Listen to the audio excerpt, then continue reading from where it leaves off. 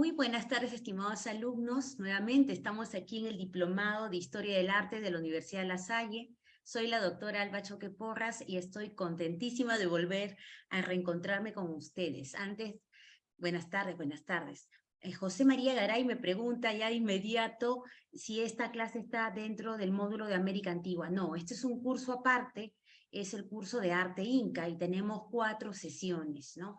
El día de hoy hablaremos sobre conceptos y estética del mundo inca. Mañana hablaremos sobre arquitectura, tenemos una clase doble, arquitectura y escultura y pintura inca en la segunda parte, y la siguiente semana, la clase 4, tendremos la última sesión vinculada al arte textil de los incas y también un pequeño espacio para dedicarlo al arte de transición, que son los queros.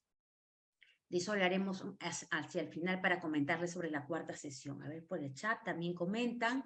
Bueno, es lo que ha preguntado José. Y antes de iniciar, comentarles nuevamente a los que han llegado después que ya están en el aula virtual todas las notas y calificaciones, las retroalimentaciones de cada uno de los trabajos del primer curso que tuvimos de metodologías, el análisis de una imagen mariana. No sé si lo recordarán. Hay pocos alumnos que no lo han entregado, no se preocupen, el profesor John Rodríguez se va a comunicar con ellos. Sigamos adelante con el curso. En realidad, todos los trabajos que se han entregado están muy bien desarrollados. Me siento realmente feliz porque han sabido aplicar el método. A algunos les faltaba afinar ciertas partes, pero en general todo muy bien, con decirles que la más baja nota es 17. Así que en Perú del 1 al 20, tenemos 20 es la máxima calificación, entonces más o menos ya pueden ver ahí en el aula virtual la retroalimentación que le he hecho a cada grupo y que le he copiado, si la persona lo ha enviado en grupo, a los otros miembros, también para que lo revisen, ¿no?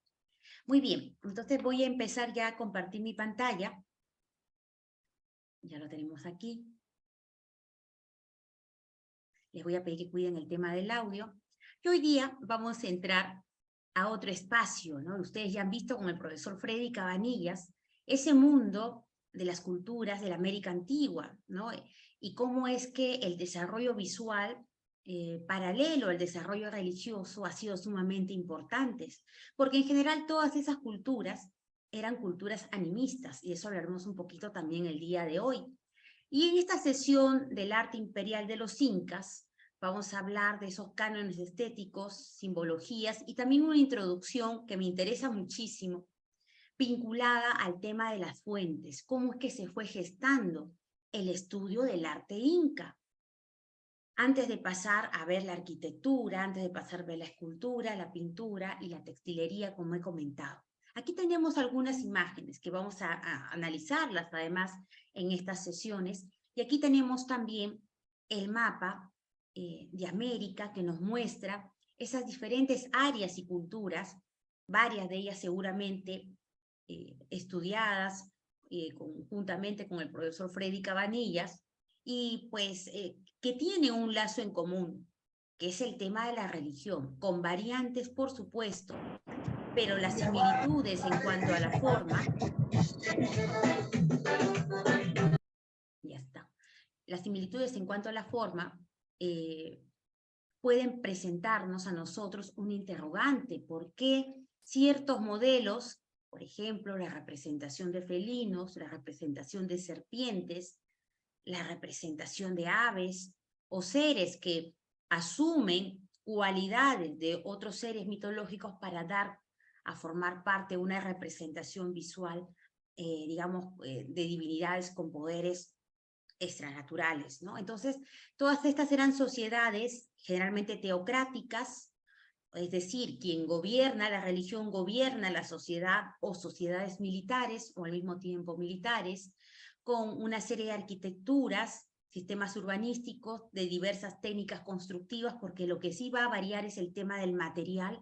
No en todos los lugares de América se encuentran los mismos materiales, y la obra de arte también responde al aspecto geográfico y los materiales que va utilizando el artista para configurar la factura externa de la obra de arte, ¿no? Y sobre todo, pues gran parte de las obras que ustedes han revisado con el profesor Freddy Cabanilla son obras portables, es decir, que se pueden llevar de un lugar a otro.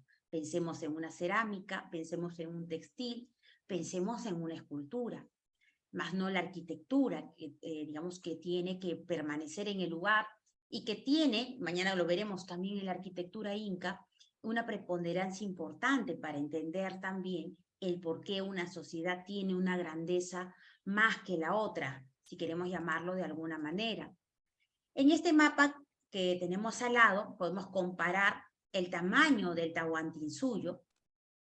Y recuerdo, yo tengo 48 años, recuerdo cuando era niña, el mapa del Tahuantinsuyo era más reducido del que estamos viendo hacia el lado derecho de la diapositiva, porque cada vez los estudios van avanzando, y si vemos en la parte superior de Ecuador, lo que es actualmente Colombia, la zona de Pasto, por ahí llegaba también el camino inca y también se asentaba, asentamientos incas también, y la zona baja de Chile y también Argentina, y en fin, cada vez se ha ido ampliando. De hecho, cuando el Capañán logra esa distinción como patrimonio cultural de la humanidad, la propuesta de integración fue presentada por nuestros diferentes países, ya que conformamos una unidad en un momento determinado.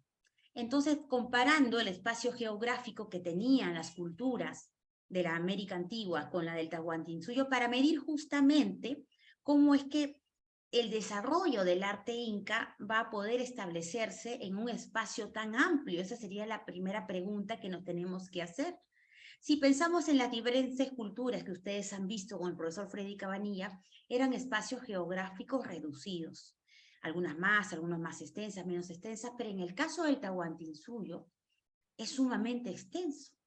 En el mayor momento, algunas investigaciones comparan la extensión del imperio con una extensión mucho más grande de la que tuvo el Imperio Romano en su mejor momento, solamente para ver cómo es que se tiene que planificar la estrategia del poder. Recuerden que el arte está vinculado al poder en todas estas sociedades.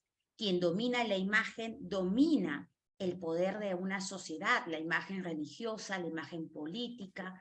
La imagen va a establecer un vínculo muy importante con quien ve la obra de arte, por el tema del color, por el tema de cómo va a ser la forma. Y aquí vemos también los diferentes periodos para que se den cuenta, porque también el arte inca va a tener una evolución bajo las diferentes técnicas y propuestas que tenga, ¿no? El imperio como tal surge a partir de Pachacútec, más o menos, no hay una certeza exacta de los años, 1438 a 1463, no quiere decir que no existiera. Donde está la estrella, la ciudad del Cusco y la zona más oscurita, eso era lo que era el Cusco antiguo, ¿no? Y comienza su expansión como imperio con Pachacútec, esta zona verde, un poco más oscura, y después ya pues Tupac Inca y después Tupac Inca Yupanqui, Huayna Capac complementarán hasta llegar pues a los últimos incas, Atahualpa y Huáscar, que ya es otra historia. Pero pensemos también que cuando alguien asume la conducción de algo que se va a ir expandiendo y que se va a convertir en un imperio, como va a ser el señor Pachacútec, ese imperio tiene que verse como imperio. La mujer del César no solamente tiene que serlo, sino también parecerlo. Pues el Cusco era una ciudad muy pequeña, como ya lo veremos, de acuerdo a las crónicas, y Pachacútec tiene que transformarla en todo sentido. ¿Y de qué se va a valer? Del objeto que para la arqueología se llama objeto cultural, objeto arqueológico, y que para nosotros se va a denominar obra de arte. Hay obra de arte, la obra de arte es la que tiene, ya sabemos, una ornamentación, que puede tener una funcionalidad ritual, aunque también muchas veces también puede tener una funcionalidad cotidiana, pero generalmente está vinculada al ritual o está vinculada al uso de la élite inca. La que no tiene una ornamentación, un diseño, un decorado, pues generalmente estará dedicada al pueblo. Veremos la diferenciación porque también el tema de la representación visual va a marcar una diferencia de nivel social. No todos van a poder usar objetos que hoy llamamos artísticos, ¿Por qué? Porque además tiene una vinculación con lo divino, y ahora lo vamos a explicar también. Vamos a seguir avanzando. Entonces, viendo estas imágenes, la arquitectura, la escultura, y la escultura no solamente de piedra, sino la escultura en metal, la escultura en cerámica, la textilería, estamos viendo cómo es que los incas tienen que empezar a construir no solamente su poder expansivo territorial, sino también imágenes que refrenden, sustenten ese poder, ¿no? Entonces necesitamos de la imagen. Pero cada vez que hay más conquistas, hay más espacio geográfico, y tenemos que llevar algo que diga esto es inca, o sea, algo que tenga el sello de los incas a todos los lugares del imperio. Y es por eso que vamos a ver en estas sesiones que muchos de esos modelos se van a repetir, y se van a repetir adrede. No es que no se haya pensado en modelos únicos, que sí también los hay, pero prefieren repetirse para llevar el mismo mensaje a todos los lugares que van a ir conquistando. Y más fácil de esa manera la conquista ideológica, la conquista de la mente a través de la vista, ¿no? Los incas, por lo tanto, constituyen el imperio más grande, cierto, de la América del Sur, ¿no? No solamente de lo andino, sino también la costa, ¿no? Y también parte de la selva, en los lugares que van avanzando, y tiene un dominio, digamos, un gobierno tipo dualista, ¿no?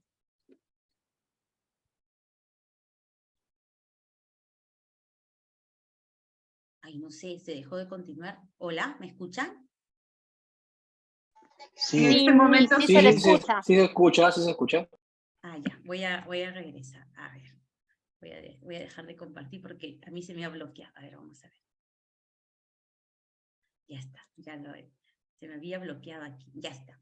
Bueno, y entonces tienen que poner el sello de los incas en todos estos lugares, ¿no? Que van conquistando. Para entender, hablar del arte inca, tenemos que entender cómo es que se hacen, cómo se realizaron los estudios del arte inca. La gran mayoría se iniciaron bajo una mirada eurocentrista, es decir, quienes realizaron las primeras investigaciones de lo que hoy llamamos arte inca, investigadores europeos, también norteamericanos, y por eso los primeros trabajos, y todavía ciertos trabajos que ustedes van a leer, van a estar influenciados por esa mirada. Sin embargo, ya en las últimas décadas hay nuevos aportes y nuevas definiciones, ¿no? El término de Tahuantinsuyo solamente, pues es un término que también tuvo un momento crucial de uso, pero bueno, vamos a ver entonces en esta primera parte, no quiero llamarle fuentes para el estudio del arte inca, pero algo mínimo por lo menos tenemos que saber para poder entender y reflexionar sobre los cánones estéticos, ¿no? ¿Quién es el que escribe durante la época de los cronistas, estos primeros recopiladores de información durante la época colonial?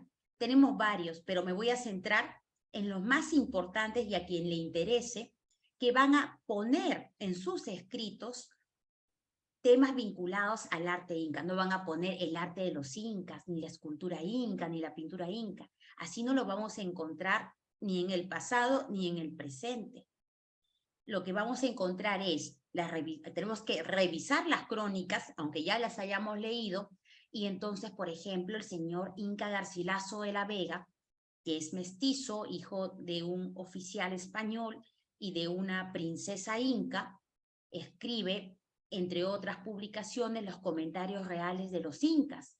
Y en esta crónica de 1609, él, si uno vuelve a leer, seguramente varios le hemos leído, vamos a encontrar, y así lo digo porque lo revisé para mi tesis doctoral, más de 50 capítulos dedicados a temas vinculados al mundo inca.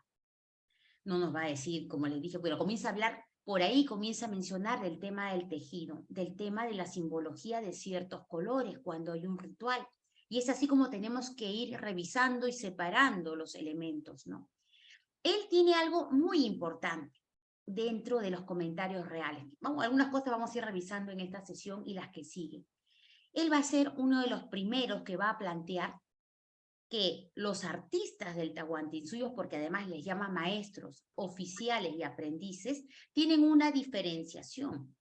O sea, hay niveles de especialización entre quienes se dedican a elaborar las cerámicas, la textilería, las arquitecturas, y esto es algo muy europeo.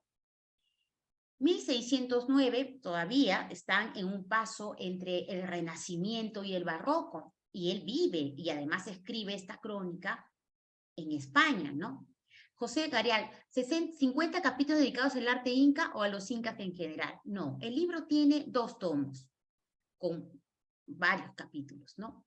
Como vuelvo a repetir, no hay ningún libro, ni en el Perú, ni en el mundo, que sea referido estrictamente al arte inca. Si ustedes leen los libros, para los que son de Perú, del Banco de Crédito del Perú, puede decir arte inca. Bueno, en realidad dice el imperio de los incas. Hay un último libro que ha sacado el BCP, que es Arte Imperial de los Incas. Imagino que ya lo han leído, si no, igual lo compartiré en el aula virtual, está por internet, donde de arte inca dice poco, casi todo está dedicado al arte colonial y hace alguna referencia a la arquitectura inca en un solo artículo. Y después mezcla algo de textilería con textilería colonial. No hay ni un solo libro, no tenemos en el Perú, no lo he encontrado en Ecuador ni en Bolivia, un solo libro dedicado al arte inca. Sí, arte inca, ¿no? Tampoco lo vamos a encontrar entre los cronistas, porque la definición del arte, de historia del arte, surge durante el Renacimiento. Y el inca Garcilaso de la Vega habla de los incas, y lo que hay que hacer, vuelvo a repetir, es leer estas crónicas y buscar datos que nos ayuden a entender el proceso artístico del arte inca, ¿no? Al igual que otros cronistas también. Por lo tanto, no vamos a encontrar... Garcilaso, sin embargo, nos habla de los colores incas, por ejemplo, en un capítulo. Eso, cuando veamos textilería inca, bueno, lo voy a colocar ahí, ya que, bueno, podríamos buscarlo cada uno, pero se los dejaré ahí si es que alguien quiere ampliar y revisar los capítulos, ¿no? Ahora vamos a mezclar, vamos a comentar algunos capítulos en esta sesión, pero iremos comentando de este y otros cronistas cuando se refiere a quienes elaboran las piezas, inclusive ya algunos le van a dar la definición de artístico, de suntuoso, de calidades, en fin, dentro de su propio vocabulario, porque no todos los cronistas son tan letrados como el señor Inca Garcilaso de la Vega, que escribe en latín, hace traducción del español al latín, porque hay otros cronistas, como por ejemplo Pedro Cieza de León. Pedro Cieza de León es un cronista soldado, un cronista soldado que ve también y va a señalar esa misma definición de que hay maestros, oficiales y aprendices entre los que elaboran piezas dedicadas al culto inca, quienes elaboran, por ejemplo, las esculturas. Entonces, no Pedro César nos va contando la historia de los enfrentamientos entre españoles y los incas y también la vida de los incas, y ahí tenemos que ir separando esos datos. Importantísimo será Bernabé Cobo. No sé si alguien, si no lo han leído, les invito a leerlo porque Bernabé Cobo se hizo todo el camino del Capañán. Bueno, desde Quito, no en la parte colombiana, pero desde Quito pasó hasta el Cusco, toda esa parte de la costa peruana, después pasa además a Bolivia, donde además documenta Tiahuanaco. Así que importantísimo para los amigos bolivianos leer a Bernabé Cobo, y hay que ir rastreando, va mencionando. Bernabé Cobo va a hacernos reflexionar cómo es que una persona que viene del viejo mundo de Europa se sorprende ante lo que ve. Pensemos nosotros que estos hombres, excepto Garcilaso de la Vega, que ha nacido aquí, son hombres que vienen de un mundo donde desconocen lo que hay en estas latitudes. Pensemos que nosotros nos vamos a otro planeta y vemos animales, plantas o seres que ni siquiera podemos definir. Cuando han hecho el análisis iconográfico, el primer nivel tenían que hacer la descripción. Imaginemos que tenemos que describir algo que nunca hemos visto en nuestra vida. Es lo que ellos hacen en estas crónicas. Cuando, por ejemplo, ven unos frutos que pensaban que eran unas peras de hambre, estos soldados tratan de comerlas y son paltas, son aguacates. O cuando ven, por ejemplo, a carneros que son deformes, que tienen los cuellos largos, se están refiriendo a las alpacas. O cuando ven a los leones, aparecen leones o aparecen tigres. Los leones sean pumas y los tigres pues son los otorongos o jaguares. Entonces, tenemos que releer, no es nada literal lo que dice, y además está escrito en un español antiguo. Pero por ahí vamos a sacar datos para poder estudiar el arte inca, ¿no? También vamos a tener la obra importantísima de Fray Martín de Murúa, quizás la más importante de todas las crónicas. ¿Por qué? Porque es una crónica visual. Se las voy a compartir por el aula virtual. Hay tres, digamos, si hacemos un intermedio, lo puedo compartir después, pero ya las he colocado en el aula virtual para que después las vean. Hay tres versiones de esta crónica.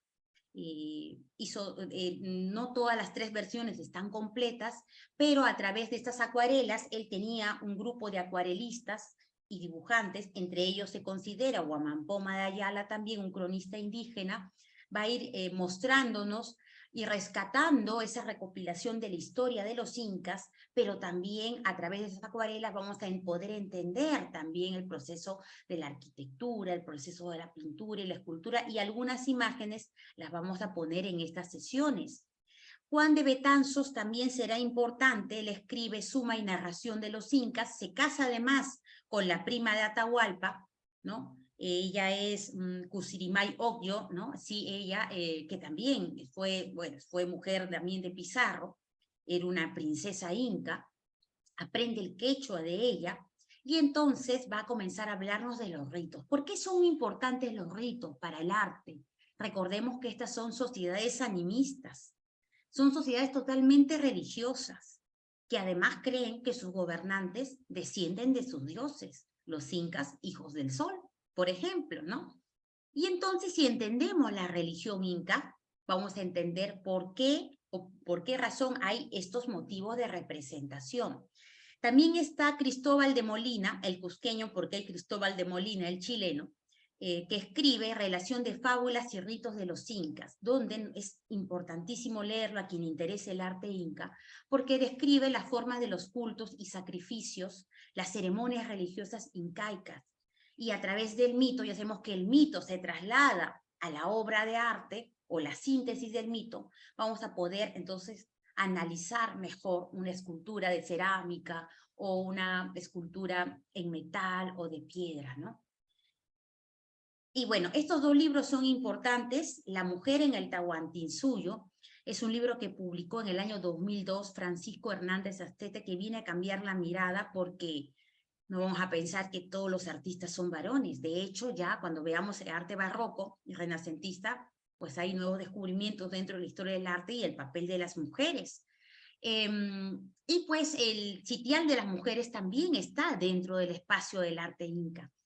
En resumen, este libro lo tengo totalmente digitalizado para ustedes, La mujer en el Tahuantinsuyo, publicado por la Universidad Católica, además es la tesis de Francisco Hernández Astete para obtener la licenciatura en Historia.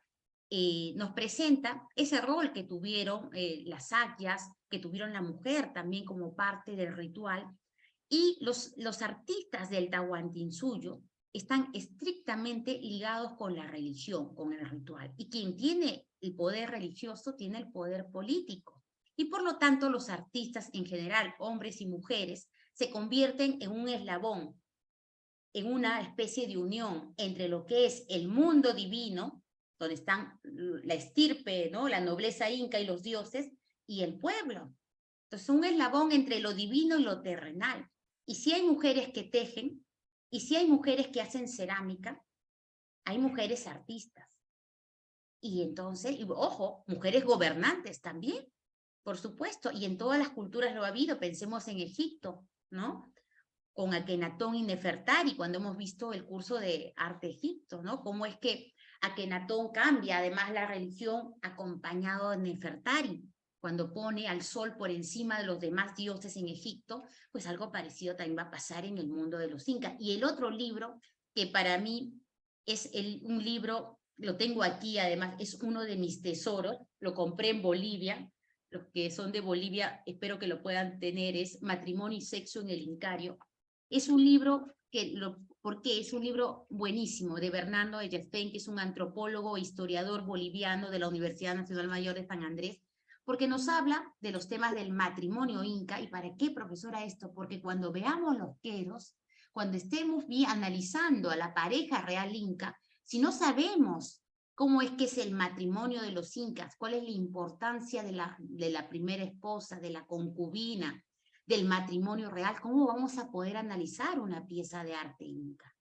La forma está bien y es importantísimo, pero el contenido, el significado, ya hemos visto que en el método iconográfico tenemos que basarnos también en lecturas bibliográficas para poder sustentar mejor nuestra propuesta, ¿no?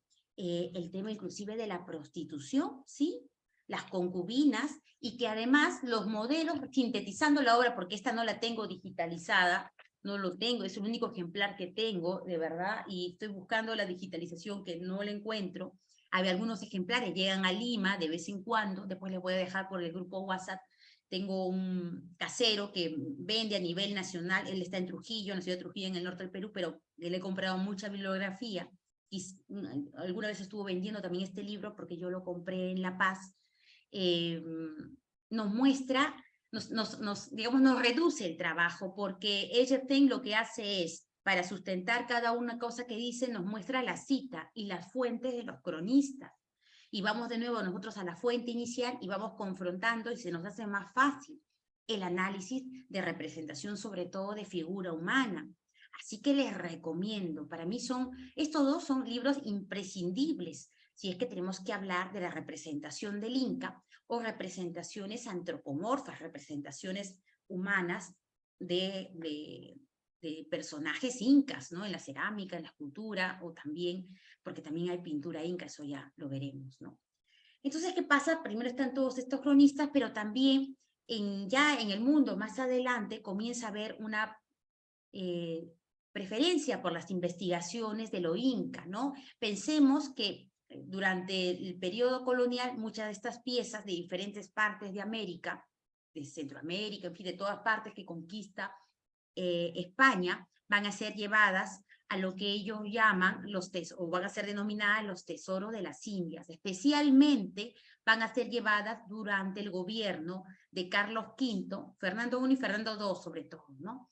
Y ellos van a utilizarlas, las van a guardar. Aquí está el castillo de Simancas, porque desde ahí se gobernaba España, antes de Madrid, durante ese periodo de tiempo. Y después, no solamente España, sino también Francia traía objetos de sus colonias, los ingleses también, y van a comenzar a formarse lo que se denomina en Europa los famosos gabinetes de las maravillas. Y había una zona especial denominada artificialia, en la que se colocaban los objetos creados por el ser humano, porque también había, pues,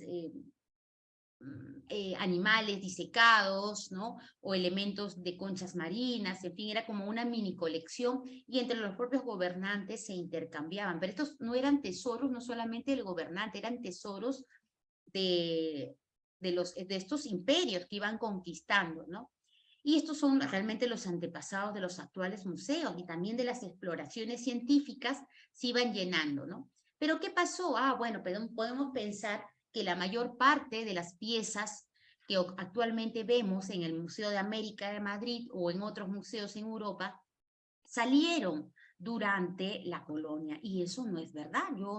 Mi tesis doctoral trata justamente sobre la colección de Queros del Museo de América de Madrid, y tenía que rastrear cómo es que llegaron, porque llegaron un montón de objetos. ¿Y cómo llegaron? Yo pensé también que habían llegado en la época colonial. No, llegaron en el siglo XX, ahora lo veremos. ¿Por qué? Porque esas primeras piezas, algunas, porque las de Pizarro llegaron muy pocas, los barcos pues se perdían, qué sé yo, pero hay una sección, les voy a dejar la lectura además de lo que estoy refiriendo, donde se refiere cómo es que la denominada sección, había como una especie de piezas a las cuales se denominaba las joyas de las Indias del Perú, ¿no? Las joyas que habían venido específicamente del Perú. Y hablando del Perú, se hablaba de todo lo que es actualmente Ecuador, parte de Colombia, Bolivia, Chile, Argentina, poco, pero sí también se le nombraba, ¿no? Entonces, esto estaba aquí. Pasó después del castillo de Simancas, aquí lo que actualmente es el Real Alcázar de Madrid, lo que es el Palacio Real de Madrid, donde va el jefe de Estado de España, no el rey va a otra parte, que actualmente sigue funcionando como algo también turístico, pero en este momento pues estaba separado, ¿no?, de Madrid, ¿no? Entonces, ¿qué pasó? Hubo un gran incendio en 1734, donde se destruyen las colecciones americanas. No solamente las colecciones que han venido de México y Perú, sino también se queman pinturas de Tiziano, pinturas de Velázquez, pinturas de Rembrandt y de todos los confines de obras de arte que se hayan traído de lo que era el Imperio Español, porque era la casa de gobierno del rey en ese momento. E inclusive se quema el traje de Moctezuma, inclusive se menciona, y lo van a leer en el artículo, bueno, dice ahí, eso es lo que dice el documento, está ahí, que inclusive estaba la corona de Manco Inca, ¿no? Manco Inca es hermano de Atahualpa, y después de la muerte de Atahualpa, junto con otra élite inca, se refugia hacia la selva del Cusco, donde van a formar una suerte de dinastía, la dinastía de los incas de Vilcabamba, que van a prestar resistencia a Pizarro y Almagro y otros conquistadores. A ver qué dicen por aquí. Sumascaipacha, sí. Entonces, ¿qué pasó? Manco Inca en una primera etapa pensaba que podía entrar en un diálogo con los conquistadores, pero después se da cuenta de que no, y entonces él les da como obsequios para que lo lleven al rey. De hecho, de acuerdo a esta lista, que es una lista oficial además, llega aquí, a este castillo, y cuando se incendia también se quemó, ¿no?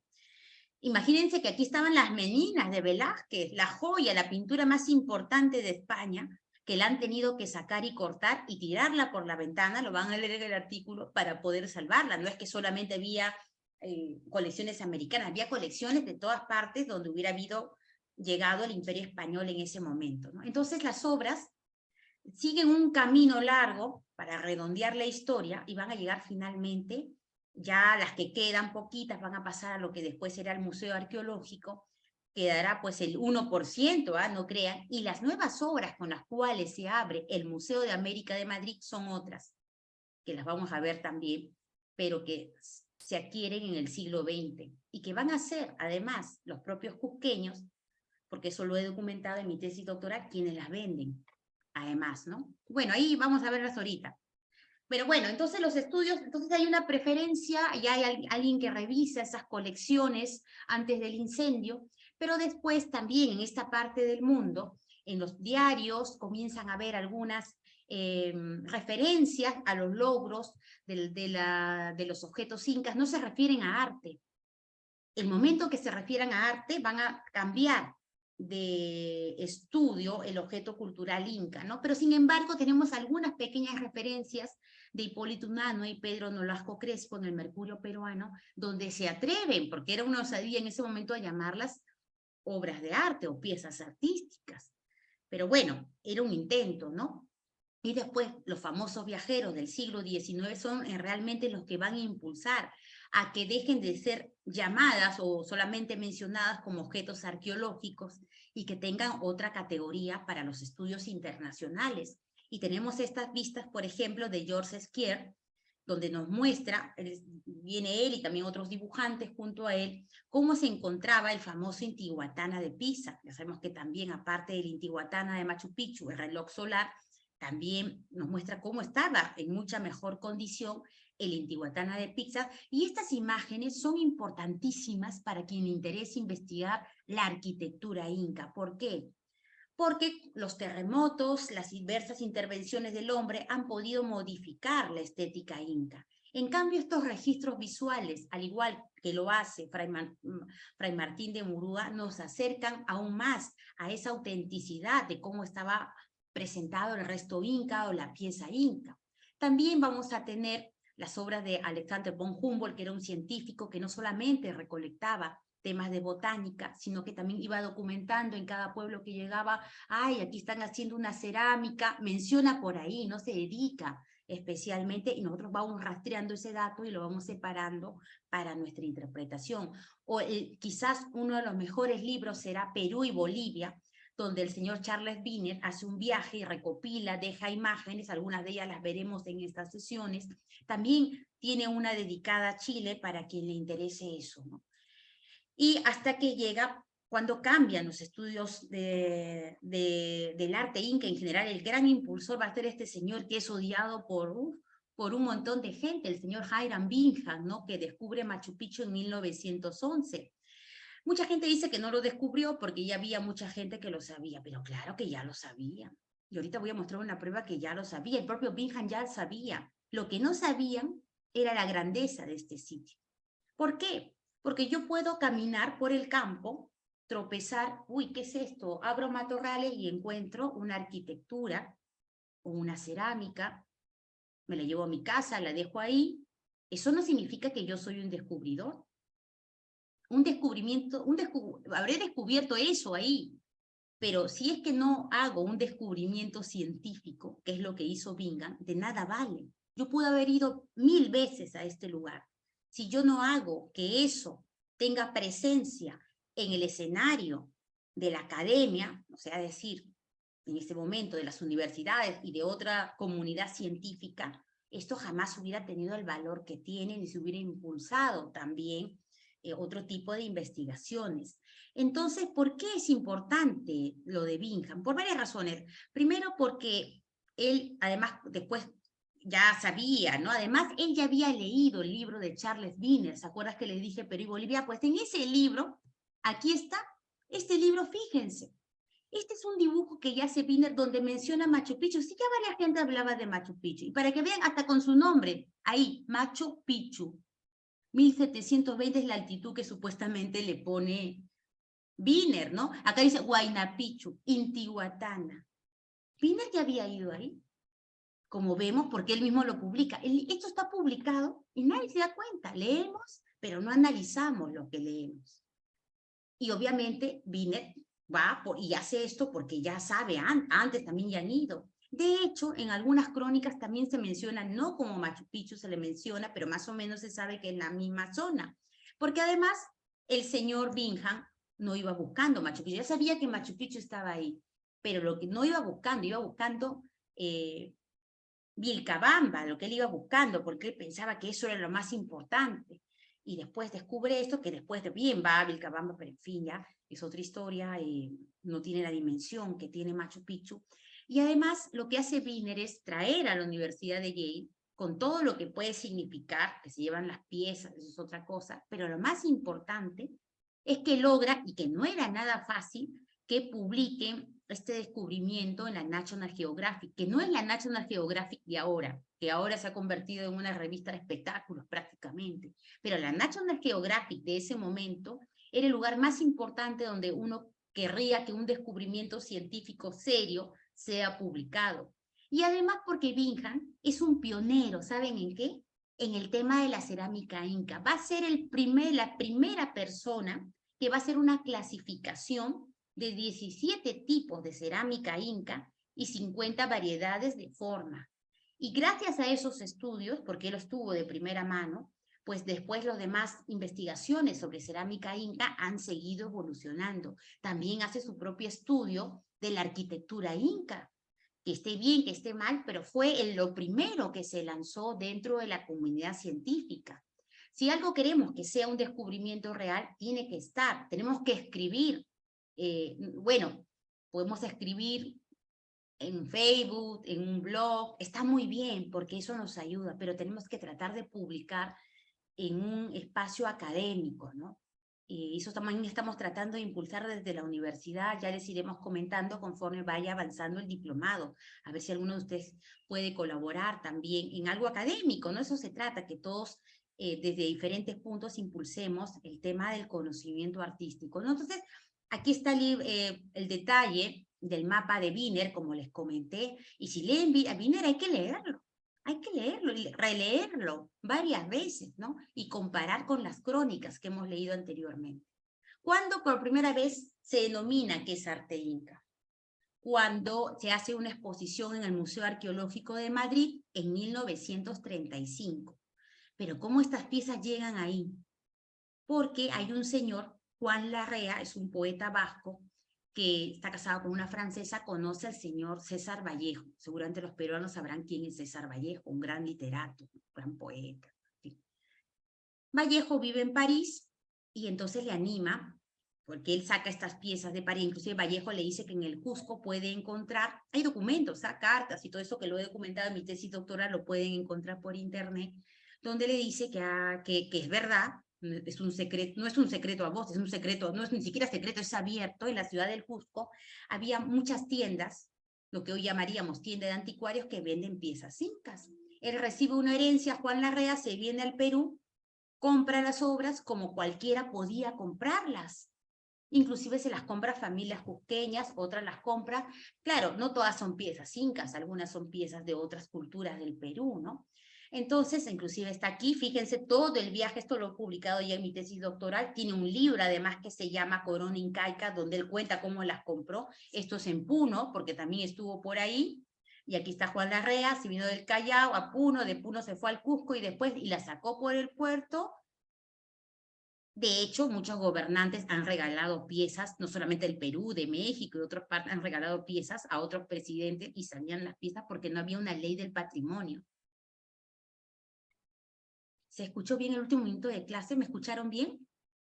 No, Miss, ¿sabe qué sucedió? Que se le escuchaba como robotizada la voz entre la diapositiva anterior y esta, se Bueno, lo perdió vuelvo a la repetir transmisión. entonces, lo vuelvo a Por favor. repetir, como ya les dije que Vallejo fue quien impulsa a Juan Larrea a que vaya a la ciudad del Cusco.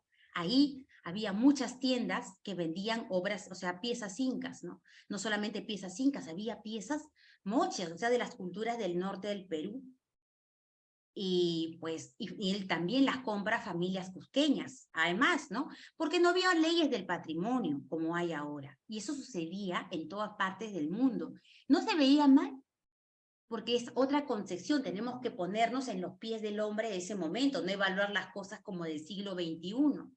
Y entonces, porque Vallejo era tipo embajador cultural del Perú en París, y de hecho las piezas primero no se presentan en España, las piezas se van a presentar primero en París, en el Museo Etnográfico de París, el museo que está en el Museo del Trocadero. Cuando uno va a París y se baja en la estación del Trocadero, sube para ver la Torre Eiffel, ahí al ladito está el Museo del Hombre, ¿no? Ese Museo del Hombre que se denominaba, ahí se exhibieron las piezas. Y ahí el embajador español ve las piezas incas y le dice, porque Larrea las iba a vender, Vallejo le decía que le vendiera al gobierno francés, y Larrea ya las iba a vender, si no las piezas que están en el Museo de América estarían ahorita en Francia, tendremos que ir a verlas a Francia a analizar. Y el embajador español, ya que Larrea es español, le dice, ¿por qué no se lo vende a la República? 1935. Recuerden que 1936, ¿no? El tema de la revolución, de la guerra civil española. Larrea era un hombre de izquierda, igual que Vallejo, y estaba en contra de los nacionalistas, que después triunfarían con el señor Franco, y se las vende al gobierno de la República, ¿no? Le dice que le van a ir pagando y todo eso. Y él feliz porque dije, bueno, pues ahora ganan los republicanos y yo me convierto en el embajador, como tipo ministro de Cultura, ¿ya? Entonces las exhiben primero en la Biblioteca Nacional, que después sería la sede actual del Museo del Prado. Pero mala suerte para Larrea, porque miren de todo el viaje que se hizo, del Callao a Puno, de Puno a Cusco y de Cusco a Lima, además lo publica todo en este libro que se llama Corona Incaica, todo lo fácil que fue comprarlas. Además había un problema nomás para salir, porque los barcos, en fin, porque tenía que embalarlas bien, pero en fin. Y con esta colección de más de 600 piezas es como se abre el Museo de América, con otras piezas que todavía habían sobrevivido al incendio que hemos comentado antes, ¿no? Y como los republicanos, aquí están los republicanos, pierden la guerra porque de hecho el gobierno nacional se traslada a la ciudad de Valencia, por eso sacan esta colección, la colección Larrea, donde está la famosa cabeza de Huiracocha, que lo veremos en la clase de escultura inca. Entonces, pues como ganan los nacionales, Larrea pierde su colección y se la quedan los nacionales. Él inclusive quiere que el gobierno nacional le devuelva las piezas porque quiere venderlas al gobierno francés, pero ya las piezas se quedaron ahí, perdió todo. Perdió todo porque la fortuna de su tía, con la cual había comprado las piezas, también se fue al agua, ¿no? Bueno, lo importante aquí, después de toda esta historia, es que por primera vez se va a denominar como arte a los objetos artísticos, o los objetos que antes se llamaba objetos incas, ¿no? Y una vez que se denomina arte, o se reconoce como arte, van a comenzar a haber múltiples estudios e investigaciones para el tema de los incas, para tratar de entender el desarrollo que ha tenido, digamos, estas expresiones artísticas, ¿no? Y aquí tenemos que poner sobre el tapete algo importante. ¿Quiénes eran estos artistas incas? Varios cronistas además los mencionan, ahora mencionaré algunos, además yo ya lo he publicado, les dejaré 2 artículos, Entre el poder y la espiritualidad, los artistas incas del Tahuantinsuyo, ya lo tengo publicado hace varios años, y otro pues referido al arte prehispánico también y los cánones estéticos. Entonces estos artistas incas, como les dije, estaban entre el poder político y el poder espiritual. Y ya señalan varias crónicas la existencia de maestros y oficiales entre los artistas del Tahuantinsuyo, y que había una división, además del trabajo artístico, entre rangos, ¿no? Lo más importante es que estos artistas tienen acceso al conocimiento privilegiado, porque para hacer obras de arte donde haya dioses, tengo que saber de la religión, y entonces tengo que estar al lado del poder que tienen los sacerdotes incas, igual que Miguel Ángel, ¿no? Miguel Ángel, cuando pinta la Capilla Sixtina, no pinta lo que quiere, pinta lo que el Papa Julio II, como lo veremos en esa clase, quiere que pinte. La Virgen tiene que ser Virgen y Jesús tiene que ser Jesús. O sea, no puedo pintar como yo quiera la vida de la Virgen, ¿no? Igual pasa en estas sociedades, el arte es así, porque está al lado del poder religioso o el poder político, ¿no? Entonces adquieren un conocimiento privilegiado y van a convertir esa práctica artística, como ya les comenté, en una unión, en un enlace entre el mundo terrenal y el poder que viene del más allá, de los dioses. Y por lo tanto van a tener una consideración social privilegiada, y que además yo lo he publicado y lo van a poder leer ahí. Y algo también en otro libro que tengo, La imagen del felino en el antiguo Perú, también ya lo había señalado ya desde hace varios años, ¿no? Y las crónicas y también otros documentos nos muestran los privilegios especiales que gozaban los artistas. Lo principal es que no tenían que pagar impuestos. ¿Quiénes eran los únicos en la sociedad del Tahuantinsuyo que no tenían que pagar impuestos? El Zapa Inca, o sea, el gobernante, y su panaca, y las panacas, o sea, la realeza inca. El pueblo tiene que pagar impuestos, ¿no? Impuesto a hacer los caminos, trabajar la tierra del Inca, lo demás para su vida, pero tienen que pagar impuestos. Los artistas no realizaban la mitad, es decir, el trabajo por turnos para el Estado, que solamente dejaban de hacer quienes eran los de la élite inca, los de sangre real. Fíjense la distinción que tenía el artista en el imperio de los incas, y nadie lo quiere ver, ¿no? Ahora ya lo aceptan, ¿ya? Porque me ha costado luchar para plantear esto, ¿no? Porque hay algo que se llama, en todas las esferas del mundo, en todas las sociedades, lo que Ernest Cris y Otto Kuhn señalan, la leyenda del artista.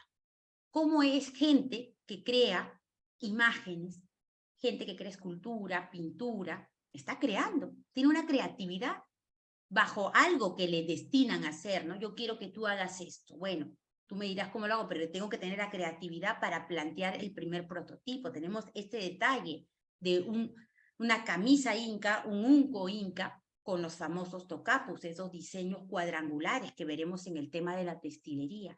Cada uno de estos tocapus tienen un significado que vamos a tratar un poco de entender en estas sesiones, pero ya es otro curso. Que están vinculadas con las ideas de dualidad, tripartición, cuatripartición, que están escritas dentro de la cosmovisión visual de la población y de la élite inca, pero también que están vinculadas con las entidades que gobiernan la naturaleza, los dioses que controlan las lluvias, los dioses que controlan las sequías, que controlan la producción del ganado, de la tierra, y en fin, ¿no? Entonces, estos investigadores señalan que varias culturas han rodeado de un halo sobrenatural a quienes elaboran obras, a los que tienen, o sea, les han dado un lugar especial al creador de lo que hoy se denomina obra de arte, porque ¿quién crea el mundo? Lo crea Dios, pero los artistas también crean imágenes. Por eso los judíos no querían que se representaran imágenes. Solamente Dios es el que crea el mundo y todo lo que está visualmente en acceso al hombre. Y el cristianismo después tendrá que sustentarlo de otra manera, ¿no? Pero en fin, entonces, estos artistas, por lo tanto, y además se los llevan a los incas, algunas citas veremos, y les dicen que son gente especializada y se les da un trato especial, porque son artistas que crean dioses. Esta escultura vamos a hablar, cuando veamos escultura inca, es la famosa cabeza del dios Huiracocha que se encuentra justamente en el Museo de América, que la llevó este señor Juan Larrea, ahí, que casi se la quedan los franceses, ¿no? Y en el Museo Inca del Cusco, que es el que en el Perú tiene al menos la mejor colección, bueno, en América, que tiene la mejor colección de arte inca, la verdad es que la museografía hay que mejorarla, pero las piezas es lo mejor que hay en el país.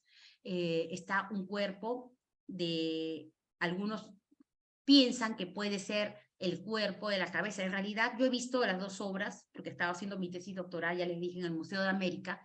La cabeza, por cierto, tiene un poquito más grande que mi cabeza, es una cabeza natural, de tamaño natural, y el cuerpo también, algunas veces, pero dudo que sea, seguramente este cuerpo tuvo una cabeza y esta cabeza tuvo un cuerpo, pero son dos objetos separados, ¿no? Pero en general, este tipo de esculturas, cuando veamos la escultura inca, son las denominadas huaqui. ¿Qué era el huaqui? Es el otro yo del inca. Porque pensemos que este es un mundo donde lo dual, todo lo que hay en el mundo tiene una contraparte.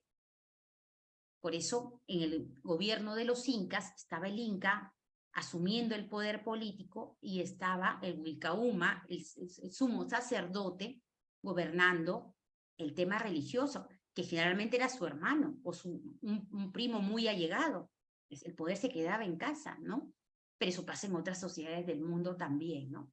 Y porque para el mundo inca, hasta las piedras tenían una energía vital, tenían algo que se llamaba una especie, no quiero llamarle alma ni espíritu, es lo que se denomina camaquén o camaquén, fuerza sobrenatural, ¿no?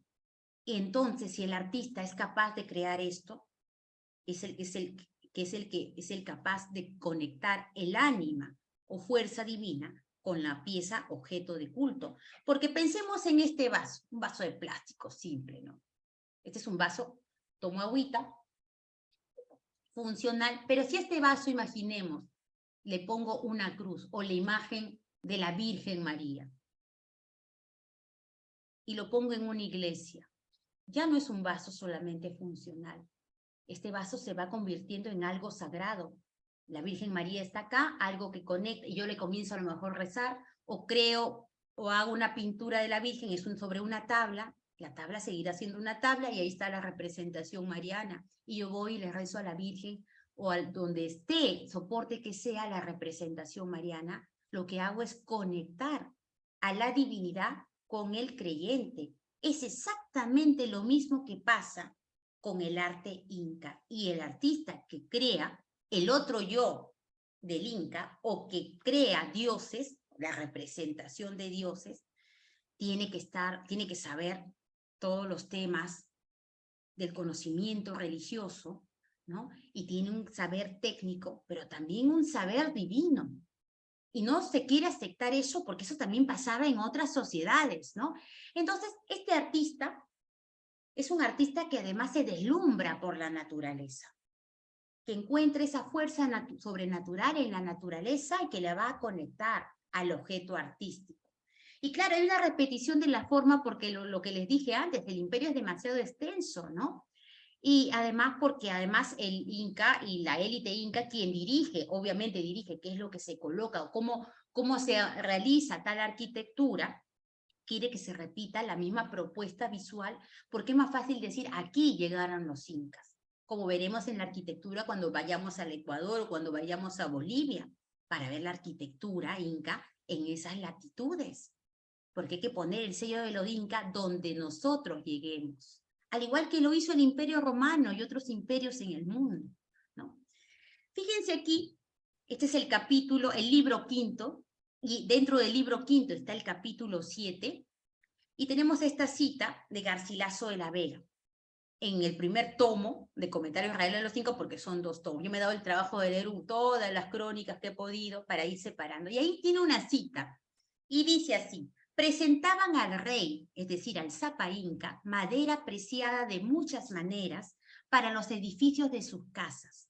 Presentaban también los hombres que en cualquiera oficio salían excelentes oficiales, como plateros, pintores, canteros, carpinteros, albañiles, que de todos estos oficios tenían los incas grandes maestros, que por ser dignos de su servicio, se los presentaban los curacas. Es decir, los curacas, los pequeños gobernantes, se presentaban delante del inca, le llevaban presentes, pero también le llevaban artistas. Y además, ¿cómo hace Garcilaso la diferenciación? Algunos son grandes maestros, otros son oficiales. O sea, hace una diferenciación porque él vive en Europa y sabe que en Europa los talleres de los grandes maestros se trabaja de esa manera. Los maestros, sus oficiales, sus segundos y los aprendices. No solamente lo dice él, lo dicen también otros cronistas, pero el quien más va a enfatizar eso es Garcilaso de la Vega. Es el que más le va, claro, por eso les digo, no es que nos va a escribir directamente, hay que ir rastreando y sacando la información para sustentar nuestras hipótesis, ¿no? Y además, por ejemplo, aquí tenemos al señor Cieza de León, Pedro Cieza de León, cronista soldado, en su crónica, El señorío de los incas, en el capítulo aquí señalado dice así, ¿no? Los de la comarca, como supieron su estada allí, muchos vinieron, es español antiguo, a Lever, haciéndole grandes servicios y firmaron con él amistad. Están hablando de la llegada de los incas, ¿no? Por su mandato comenzaron a hacer aposentos y edificios grandes en lo que ahora llamamos vilcas, quedando maestros del Cusco para dar la traza y mostrar con la manera que habían de poner las piedras y las losas en el edificio. Y aquí tenemos una imagen de Huamampoma de Ayala, Nueva Crónica y Buen Gobierno, donde vemos justamente cómo mandan a maestros incas a todos los lugares que van conquistando para que hagan de la misma manera, las mismas técnicas arquitectónicas que se hacen en la ciudad del Cusco, lo que hacían los romanos también y lo que hacían los griegos también, ¿no? Y además fíjense cómo están vestidos estos arquitectos incas. Tienen el cabello rapado, que solamente es permitido para la realeza inca, muy bien, ¿no? Su cabello todo rapado, con su detalle aquí en la cabeza, con una túnica, con tocapus, ¿no? Porque pertenecían a la realeza inca. Cosa extraña porque después en el virreinato, los principales pintores del periodo colonial, bueno, no todos, pero gran parte de ellos también son descendientes de las élites incas, ¿eh? Porque hay que pagar al maestro. Una persona pobre no va a poder aprender a menos que tenga pues un mecenazgo. Algunos sí lo llegarán a hacer, pero Diego X Petito, el padre de la escuela cusqueña, venía de ascendencia de élite inca. Pero esto no es solamente este dato, ¿no? Hay más datos, así podemos ir mostrando un montón de datos, ¿no? Ahí en el texto que les dejaré habrá más datos también. Acá dice que los artistas del Tahuantinsuyo no pagaban impuestos. Hay una parte, capítulo que habla Garcilaso, en qué pagaban el tributo, la cantidad y de él, las leyes acerca de él, y comienza a mencionar un montón de personajes dentro de la sociedad inca, ¿no? Está en los Comentarios Reales 1, en el libro 5, capítulo 15, para que lo busquen ahí. Dice, hablaban de la 7ª ley, le mandaba que todos los maestros y oficiales de cualquier oficio y arte que trabajaban en lugar de tributo, se le proveyese de todo lo necesario de comida, vestidos y regalos, medicinas si enfermasen, para él solo, si trabajaba solo, para sus hijos y mujeres, si los llevaba para que le ayudasen a acabar su tarea. Es decir, que mujeres también eran artistas incas. Y en estos repartimientos de las obras por tarea, no tenían cuenta del tiempo, sino que acabase la obra, de manera que con la ayuda de los suyos acababa en una semana lo que debía de trabajar en 2 meses, cumplía largamente, satisfacía la obligación de aquel año, de suerte que no podían apremiarle con otro tributo alguno. Es decir, si yo hago la obra, dije 2 meses y la acabo en 2 semanas, el resto del tiempo no hago nada. No tengo que pagar tributo y encima que me den medicinas, que me den vestidos, que me den regalos. Fíjense la distinción, y no lo dice solamente Garcilaso, podríamos señalar otras crónicas, pero ya cada quien debe buscarla, ¿no? Aquí otra, Martín de Murúa, estas crónicas visuales que vamos a ir mencionando a lo largo de estas clases, en el capítulo 67, de cómo pagaban los indios el tributo y los oficiales que al Inca le presentaban, Igual, más o menos resume lo que hemos comentado, ¿no? Y además es muy importante el trabajo de Martín Murúa porque nos va haciendo visual lo que estamos leyendo, ¿no? Como Garcilaso, ¿no? Por ejemplo, hablaba que otros oficiales de la misma ropa llamaban a Coahuama. Comienza a hablar una distinción, unos niveles de especialización totalmente asombroso. Hablaban de los vestidos, de los colores, de los elementos que usaban, porque había vestidos de tejido plumario, los tipos de lana, qué tipo, la diferenciación del traje de la nobleza con las del pueblo. O sea, esto hay que volver a releerlo. ¿Por qué? Lo entiendo. Porque la arqueología, es normal, la arqueología y la historia ven estos textos de una manera, lo ven desde el punto de vista arqueológico, desde el punto de vista de la historia pura y dura. Pero al historiador de arte o a quien nos interese el arte, tenemos que leer y sacar lo que los otros no han sacado. Es como hacer visible lo invisible, siempre es eso en la historia del arte, ¿no? Y tenemos que leer y releer las crónicas, ¿no? Vamos a ver aquí, a ver si me alcanza el tiempo, bueno, vamos a ir a un intermedio después de esto.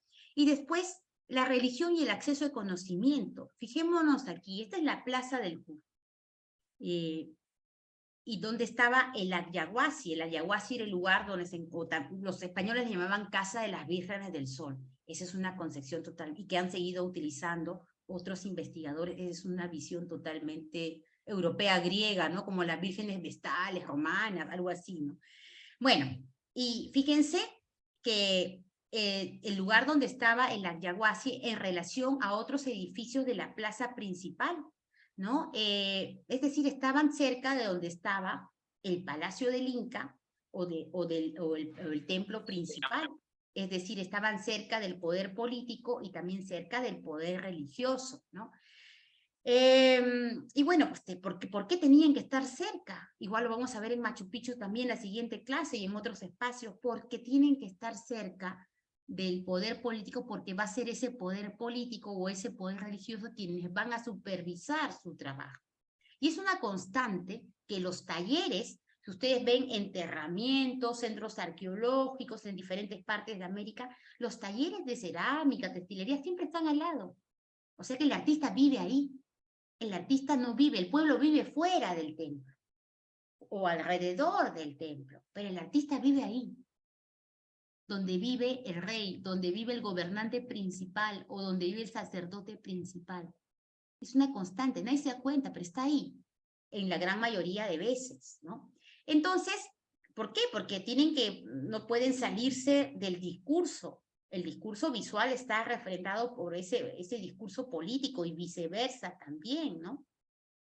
Voy a dejar de compartir aquí. Nos vamos a ir un intermedio chiquitito de 5 minutos, son las 5:07, entonces regresaremos 5:15, ya está, para seguir viendo estos temas del arte inca, ¿ya? Regresamos y ahí me olvidé hacer las preguntas, regresamos. Muy bien, vamos a continuar con esta sesión. Nos hemos quedado aquí cuando estábamos viendo cómo es que los artistas del Tahuantinsuyo están no solamente conectados con el poder político y religioso, sino que también prácticamente conviven o están muy cerca de estos poderes, ¿no? No sé si hasta aquí hay un comentario, una consulta.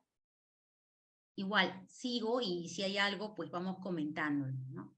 Igual, les voy a dejar bastante material, no es que se lo tengan que leer todo, pero siempre lo que más nos interesa, vamos leyendo, ¿no?